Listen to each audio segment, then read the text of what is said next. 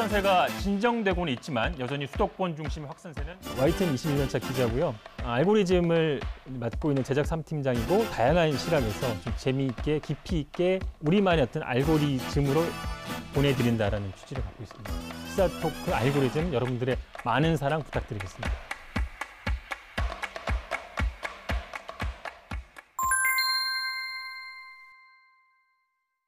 네, 이슈의 당사자를 모시고 이슈의 맥락을 짚어보는 이슈 첫 번째 손님은 추석 연휴가 다가올수록 고민이 깊은 분입니다. 지난 7개월 동안 언론 보도에 꾸준히 등장하기도 하셨는데요.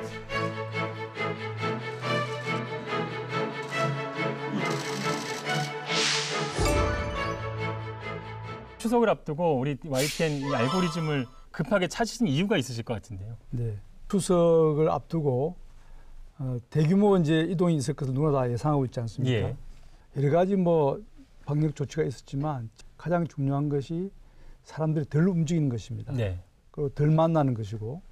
근데 추석은 그렇지 않지 않습니까? 다 조상님들 또 어르신들 뵙고 싶어하고 고향을 찾고 싶어하는데 가능한 좀 댁에 머무시면서 부모님들께는 멀리 비대면으로 안부만 전하고 네. 가능한 집에 머물러 주십사 하는 것을 좀 강조하기 위해서 네. 오늘 이 자리에 왔습니다. 고향 방문을 좀 계획하시는 분들이 좀 자제해달라는 그런 말씀이셨고요. 추석 방역 대책이 발표가 됐는데요. 중요한 건 몇 가지만 좀 집어서 설명해 주시겠어요? 예, 가장 중요한 것은 가능한 이동을 적게 하고 자기 집에 머무는 겁니다. 예. 만약 불가피하게 근처를 좀 가시거나 또 가족끼리 소규모로 이렇게 여행을 가신다 그러면 가능한 대중교통보다는 자가용을 이용해서 소규모로 그리고 이동 중에는 꼭 방역 수칙을 지켜야 되는 겁니다. 혹시 휴게실에 들리더라도 가능한 짧게 머무시고 식사 같은 것은 자기 차 안에서 이번에 휴게소에서 식사를 할 수도 없고요. 이번 추석 연휴 기간에는 휴게소 내 좌석 운영이 금지돼 식당에 앉아 식사할 수 없습니다. 한국도로공사가 추석 연휴 기간 코로나19 확산을 방지하기 위해 내놓은 방역 강화 대책입니다. 음식물은 포장 판매만 가능한데 다른 사람들과의 접촉을 피해 차 안에서 먹어야 합니다. 그래도 비록 몸은 못 가지만 전화 많이 하시고 네. 가능하시다면 또 화상 전화를 하셔서 얼굴도 보시면서 안부는 좀 나누시는 그런 것이 이번 추석 때는 불가피할 것 같습니다. 네. 꺼지지 않은 불씨가 또 있습니다. 최근 정부 의료정책에 반대해서 집단행동에 나섰던 의대생들이 동맹 휴학과 국시 거부를 중단했는데요. 전국 의대 본과 4학년 학생들이 뒤늦게 국가고시 실기시험에 응시하겠다는 뜻을 밝혔습니다. 일부에서 이들에 대한 좀 구제가 필요하지 않느냐 이런 주장도 좀 제기가 되고 있는데 어떤 의견 갖고 계십니까? 예, 사회적으로 이제 학생들에 대한 걱정을 많이 하고 있는 것 같습니다. 예. 다만 정부로서는 초기에 한번 시험을 연기를 했고 가능한 시험을 볼 수 있게 하기 위해서 여러 조치를 취했는데 더 큰 문제는 사실 의대생들의 국가 자격 시험 말고도 국가에서 치르는 여러 시험들이 많습니다. 그런데 이런 것과 형평성 문제가 있습니다. 또 공정성 문제도 있고 그래서 이게 본인들이 원하는 날짜에 시험을 치고 할 수 있는 건 아니지 않습니까? 국가 시험이라는 것은.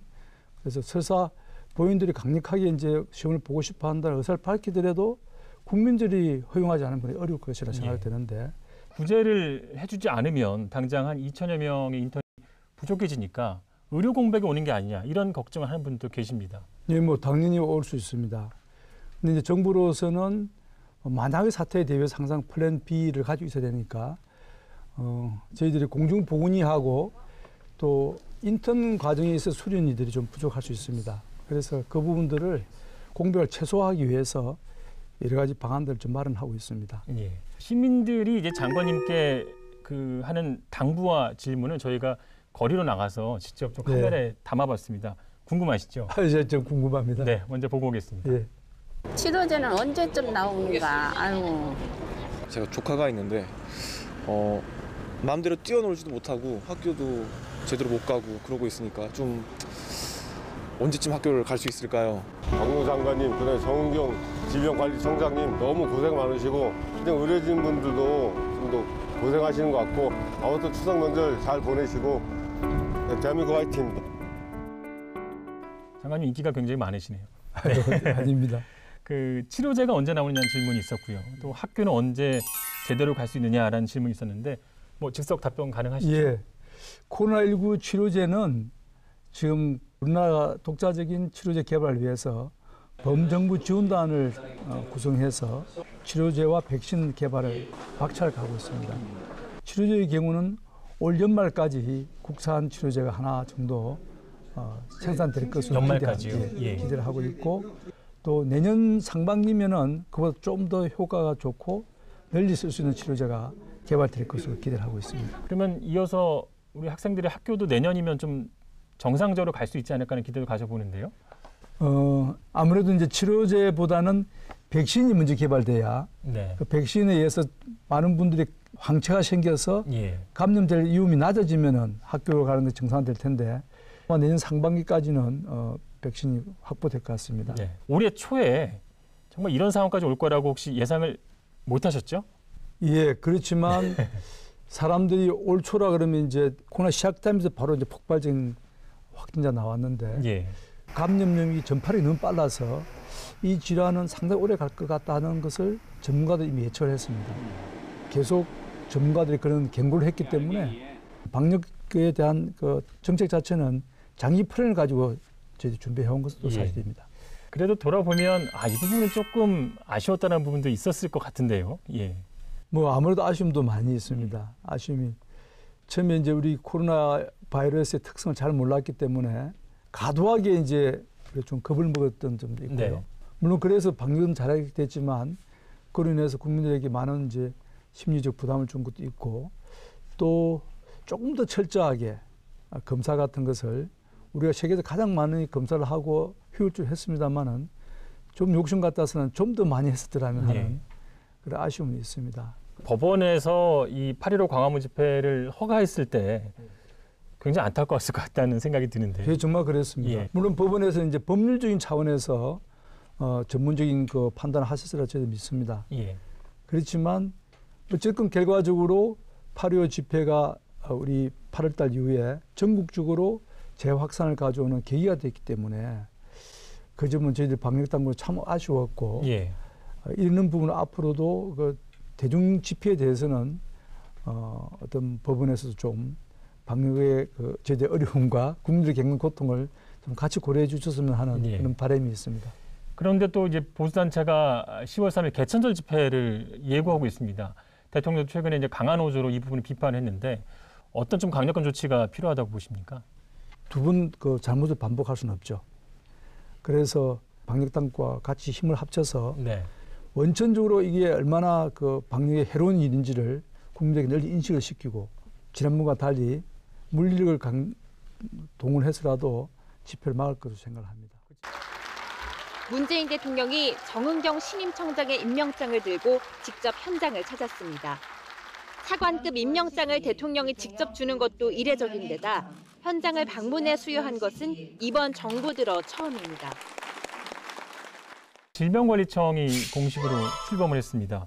장관님 좀 감회도 남다르실 것 같고 어떤 의미가 좀 있다고 보십니까?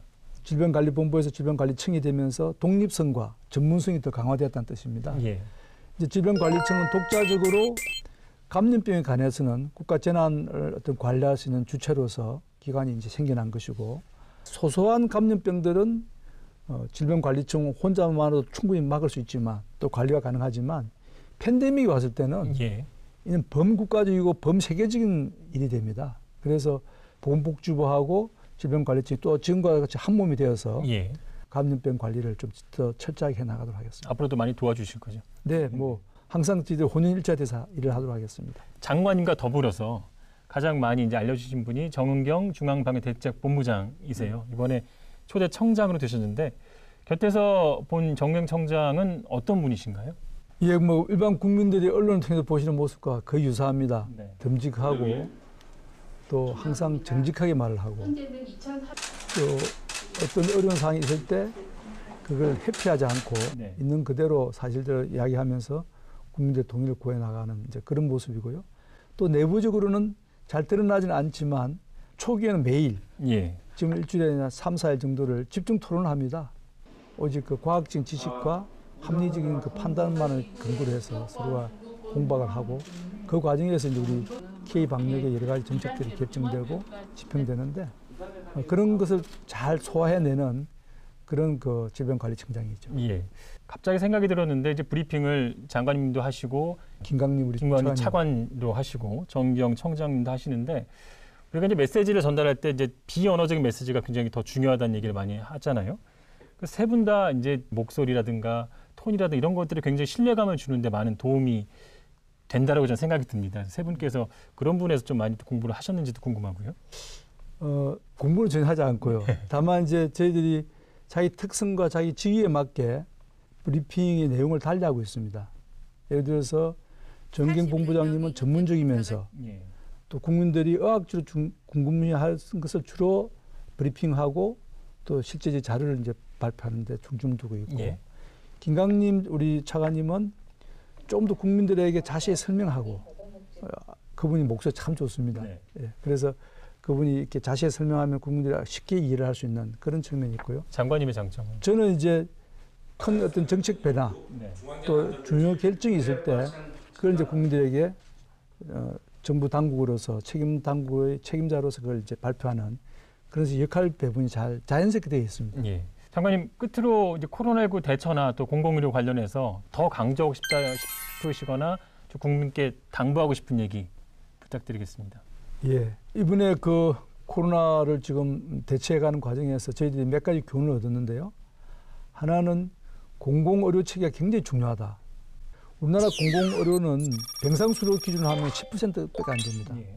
기간수로 치면 5.8%밖에 안 되고요. 그럼에도 불구하고 코로나 환자의 80% 이상을 공공의료기관에서 담당해서 치료를 했습니다.